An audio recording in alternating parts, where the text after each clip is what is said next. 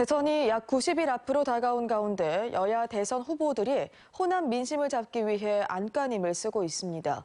이재명 후보는 2주 연속 호남 지역을 돌며 바닥 민심을 챙겼고, 윤석열 후보는 호남 출신의 정치인을 영입하며 호남 민심을 파고들겠다는 전략입니다. 송정근 기자입니다.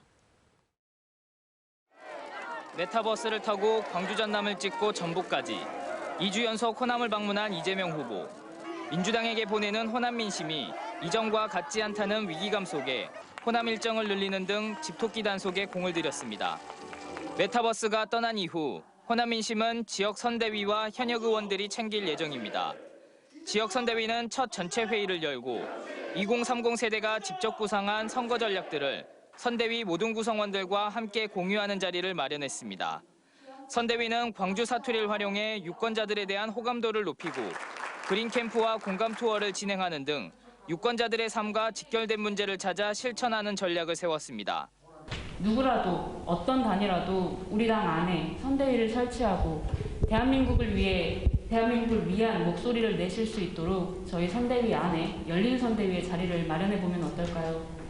지역 국회의원들은 정기국회가 끝나는 대로 지역과 중앙을 연결하는 소통 창구 역할을 하는 한편 이재명 후보의 공약을 광주 전남 시도민들에게 알리며 민심을 다질 계획입니다. 본인들의 지역구를 중심으로 해서 지역 곳곳을 누비면서 지역민들의 또 광주 시민들의 목소리를 경청하고 또 그것을 반영하는 역할을. 최근 선대위를 발족시킨 윤석열 후보는 호남에서 최소 15%의 지지율을 얻겠다는 목표를 세웠습니다. 우선 호남 출신의 정치인을 선대위에 대거 포함시켰습니다. 박주선, 김동철, 김경진 전 의원뿐만 아니라 전북 익산 출신으로 무소속이었던 이홍호 의원까지 영입해 공동 선대위원장을 맡기는 등 국민의힘 전신 정당들에선 찾아보기 어려운 파격 행보를 보이고 있습니다. 인물 영입과 함께 수도권 호남 민심도 챙겼습니다. 호남 출향민들의 표심이 대선에 큰 영향을 미칠 수밖에 없다는 인식에 섭니다. 윤 후보는 재경 광주 전남 향후회를 찾은 자리에서 호남은 우리나라 민주주의 발전에 엄청난 공로를 했다며 자신이 대통령이 되면 절대 호남 홀대론이라는 말이 나오지 않도록 하겠다고 밝혔습니다.